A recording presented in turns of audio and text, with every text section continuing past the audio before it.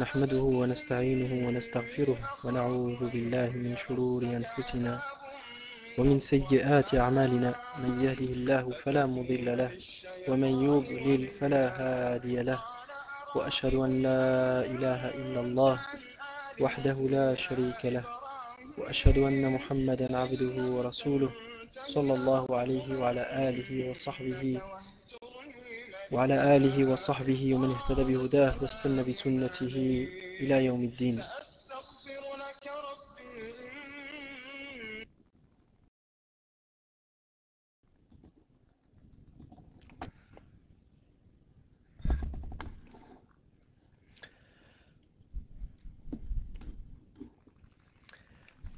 أما بعد فإن أصدق الحديث كتاب الله تعالى وخير الهدي هدي محمد صلى الله عليه وسلم وشر الأمور محدثاتها وكل محدثة بدعة وكل بدعة ضلالة.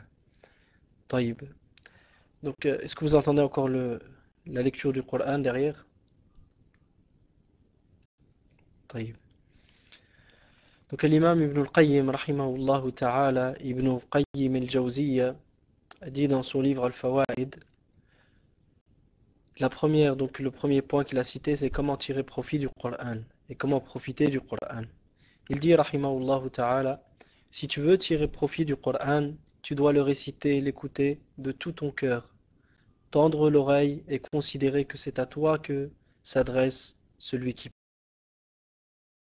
parle, qui est Allah. C'est une parole, le Coran est une parole émanant de lui, d'Allah ta'ala, qui t'est adressée et qui a été transmise par son prophète sallallahu alayhi wa sallam.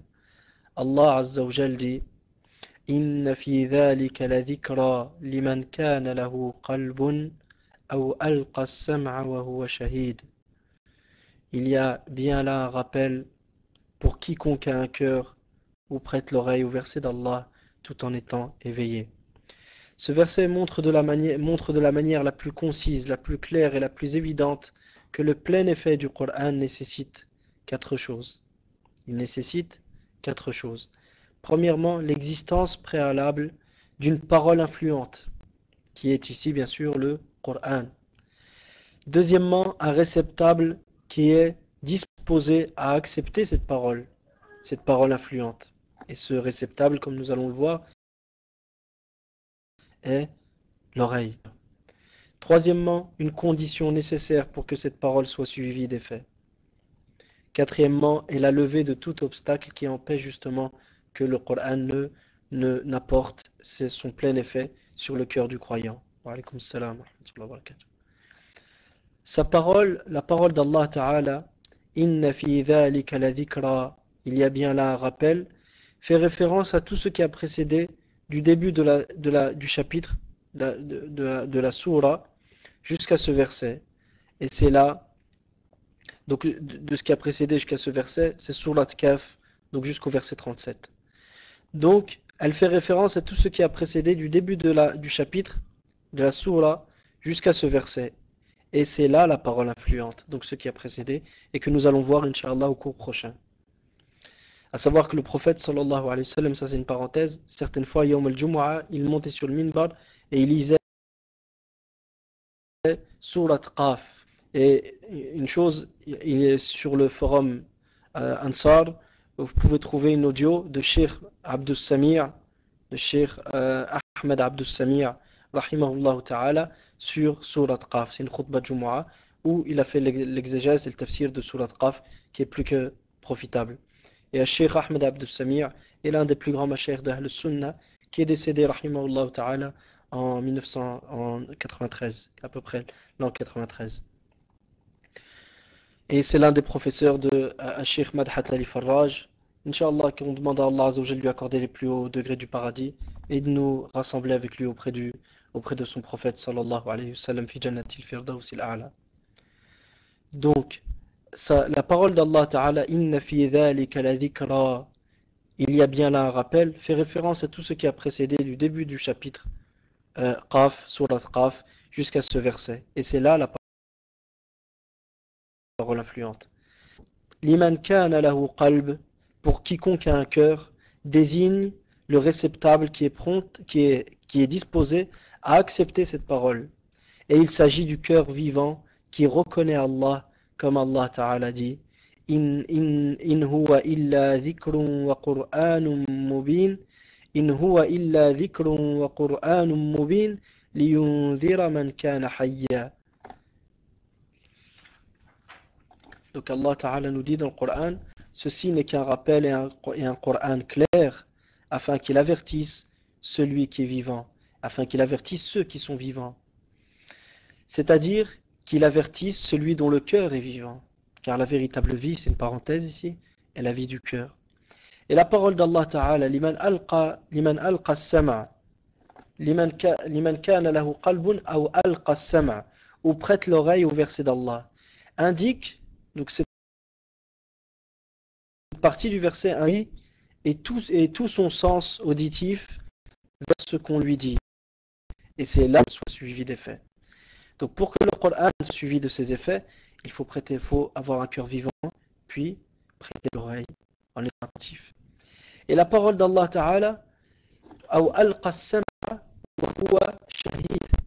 donc il prête l'oreille tout en étant éveillé, tout en étant témoin, indique que son cœur est présent et non absent. Donc ici, entre parenthèses, c'est l'importance de ne pas être distrait. Ibn Qutayba rahimahullah ta'ala a dit, il s'agit de celui qui a écouté le livre d'Allah d'un cœur présent, avec compréhension, sans insouciance ou oubli. Ibn Qutayba rahimahullah ta'ala a dit, il s'agit de celui qui a écouté le livre d'Allah d'un cœur présent, avec compréhension, sans insouciance ou oubli. Quant à la biographie de l'imam Ibn Qutayba, connu pour être Khatib Ahl Sunnah, le prêcheur de Ahl Sunnah. Pour plus de détails, revenir au cours sur Usul Fiqh, lorsqu'on a parlé de l'imam Ibn Qutayba rahimahullah ta'ala. Cette partie du verset, donc Ibn Qayyim continue et dit, cette partie du verset indique l'obstacle qui peut empêcher l'effet de cette parole. Quel est cet obstacle? Cet obstacle est l'insouciance du cœur, l'absence de raisonnement, de considération, c'est-à-dire tirer des leçons et de réflexion sur ce qui lui est dit. Si sont réunis la parole influente qui est le Coran, donc on a vu que c'était les versets qui ont précédé, à savoir 36 versets, et en général c'est le Coran. Donc s'ils sont réunis la parole influente, le Coran, un réceptacle disposé à accepter cette parole qui est le cœur. Troisièmement, une condition nécessaire, quelle est-elle? C'est prêter l'oreille. Et quatrièmement, est la levée de tout obstacle. Donc quel est l'obstacle concernant le sens de cette parole et son occupation, c'est-à-dire l'occupation du cœur, son occupation par autre chose. Donc si ces quatre conditions sont réunies, l'effet du Coran se produira et l'on pourra tirer profit de la lecture du Coran et se rappeler d'Allah Ta'ala. Si quelqu'un avance maintenant et dit, si cette parole n'a d'effet qu'en réunissant toutes ces... Lorsqu'Allah, donc je vous répète le verset pour que ce soit clair, Allah Ta'ala dit, inna fi dhalika la dhikra liman kana lahu qalbun aw alqa as-sam'a wa huwa shahid. Donc, si quelqu'un avance, si cette parole n'a d'effet qu'en réunissant toutes ces conditions, pourquoi Allah Ta'ala a-t-il utilisé la conjonction ou? A-t-il utilisé la conjonction ou lorsqu'il a dit il y a bien là un rappel pour quiconque a un cœur ou Allah tout en étant éveillé? Donc pourquoi Allah Ta'ala a utilisé la conjonction ou dans sa parole ou prête l'oreille au verset d'Allah? Pour quelle raison donc? Le contexte aurait voulu qu'on utilise et, car ici vous avez mentionné que c'était 4 conditions pour que le Coran soit profitable. Donc le contexte aurait voulu qu'on utilise et qui marque la jonction et non ou qui marque l'alternative, c'est-à-dire que toutes ces choses-là, ou qui marque que c'est soit l'une, soit l'autre. C'est-à-dire soit qu'il prête, celui à qui le Coran profite, c'est soit celui qui a un cœur et qui prête l'oreille, ou soit celui qui a un cœur et qui est éveillé. Donc Allah Ta'ala dit, il y a bien là un rappel pour quiconque a un cœur ou prête l'oreille tout en étant éveillé. Donc le Coran est profitable à soit celui qui a un cœur, soit à celui qui prête l'oreille tout en étant éveillé. Donc ça c'est ce qu'on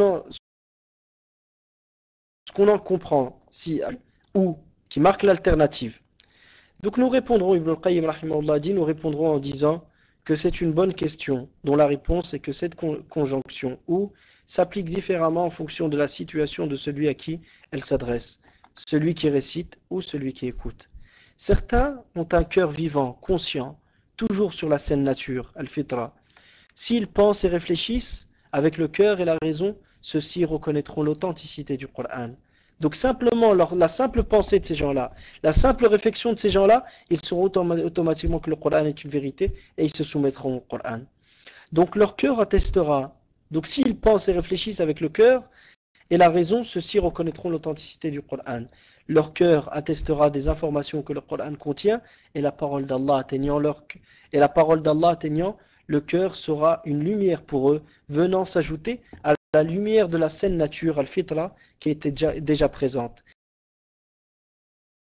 Et c'est là, ce qui a précédé, c'est la description même de ceux dont Allah, au sujet desquels Allah Ta'ala a dit وَيَرَى الَّذِينَ أُوتُوا الْعِلْمَ الَّذِي أُنزِلَ إِلَيْكَ مِنْ رَبِّكَ هُوَ الْحَقَّ. Et ceux qui ont reçu le savoir savent que ce qui t'a été révélé de la part de ton Seigneur est la vérité. Et ceux qui ont reçu le savoir savent que ce qui t'a été révélé de la part de ton Seigneur est la vérité. Donc une parenthèse ici, ces gens-là, ils ont le savoir, donc ils ont déjà cette lumière-là. Et c'est la lumière de la prédisposition naturelle et de la saine nature. Donc lorsqu'ils entendent l'autre lumière, la lumière du Coran, ils savent automatiquement que c'est la vérité. Donc je répète la parole d'Ibn al-Qayyim avec le verset, afin que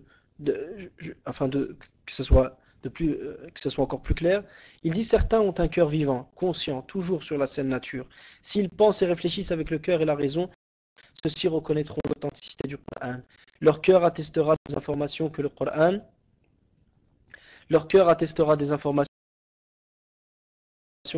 contient, sera une lumière pour eux venant s'ajouter à la lumière de la saine nature déjà présente, al-fitra.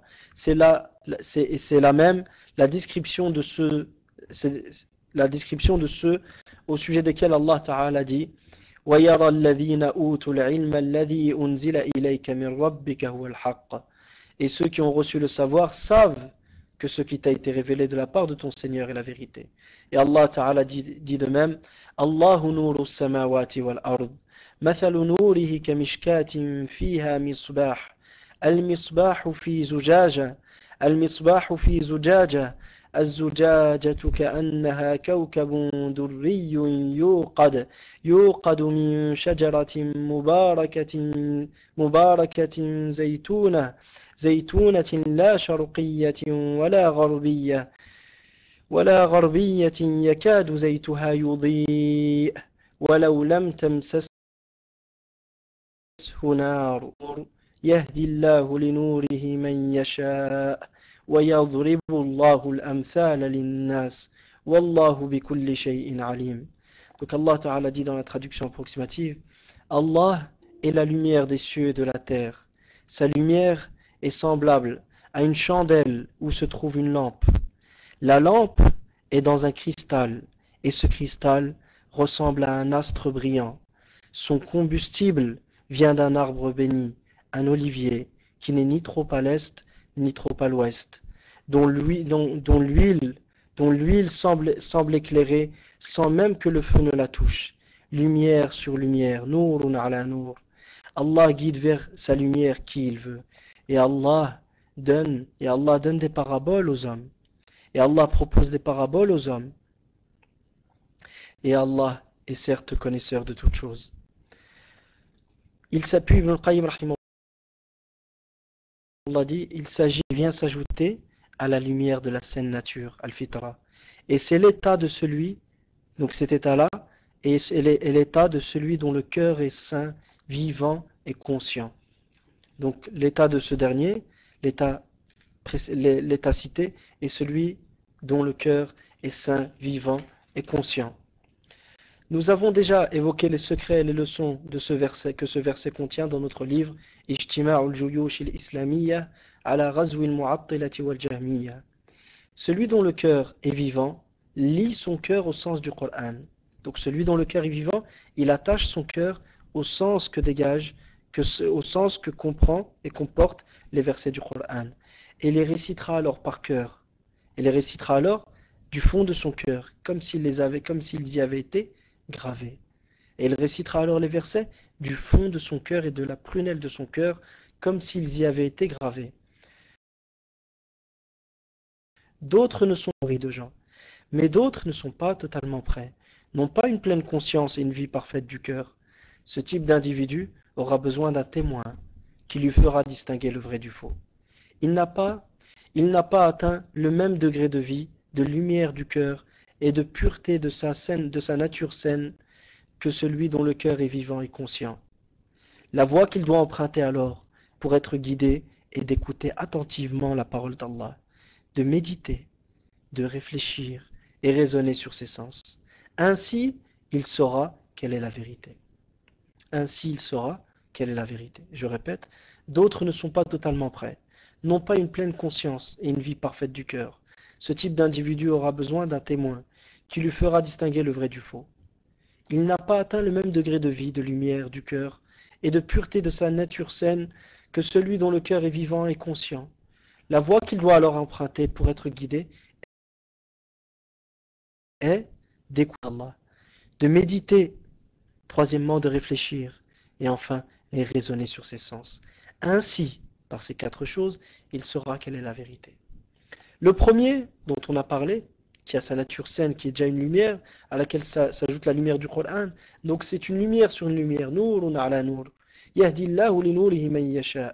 Allah guide vers sa lumière qui il veut. Donc le premier est comme celui qui voit de ses propres yeux ce vers quoi on l'appelle et ce dont on l'informe.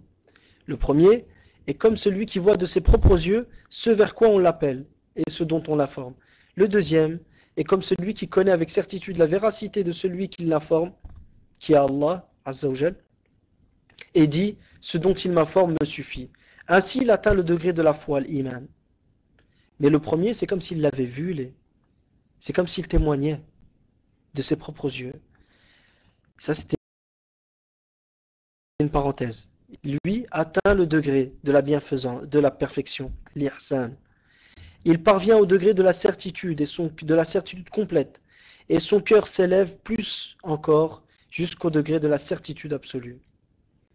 Il parvint, et donc le premier, lui, atteint le degré de la perfection, l'ihsan. Il parvient au degré de la certitude, et son cœur s'élève plus encore jusqu'au degré de la certitude absolue. Quant au second, il a cette croyance ferme qui lui a permis de sortir de la mécréance et entrer en islam. Et la certitude absolue est de deux types. La certitude absolue, al-yaqinul kamil, ou al-yaqinul mutlaq, al-yaqinul mutlaq, est de deux types. L'une dans ce monde, l'autre dans l'au-delà. Ici-bas, la certitude absolue, c'est-à-dire la certitude parfaite et complète, est liée au cœur, de la même manière que le témoignage est lié à l'œil. Donc le cœur ressent des choses qui sont pas assimilées à ce que ressent, ici c'est une parenthèse, à ce que voit l'œil. Donc la certitude absolue de deux types, l'une dans ce bas monde et l'autre dans l'au-delà. Ici-bas, la certitude absolue est liée au cœur, de la même manière que le témoignage est lié à l'œil. Les choses de l'invisible, dont les prophètes nous ont informés, alayhimus salatu wassalam, seront vues par la vision réelle, l'œil, dans l'au-delà, et par le discernement, la réflexion dans ce monde. Et dans les deux cas, il s'agit d'une certitude absolue. C'est-à-dire qu'au même titre que dans l'au-delà, tu vas voir les choses. Ici se terminent les paroles d'Ibn al-Qayyim, simplement j'explique juste la fin. Au même titre que dans l'au-delà, tu vas voir la vérité. Il y a des choses que tu vas voir, et l'effet de cette vision, toi, fera que tu auras une certitude absolue. Ben, il y a la face qu'Allah nous permette d'être de leur nombre. Il y a des gens qu'Allah a guidés en ce bas monde, et qui par leur cœur, à travers la réflexion et le discernement, arrivent à un degré de certitude qui est comparable à ce que l'œil voit. Comparable à ce que l'œil voit. Qu'Allah Azza wa Jalla nous accorde cette lumière dans le cœur et nous permette de profiter de cette lumière qui est dans son livre. Wa barakallahu fikum wa jazakumullahu khairan wa sallallahu wa sallam wa baraka ala nabiyyina Muhammad wa ala alihi wa sahbihi ajma'in. Walhamdulillahi rabbil alamin.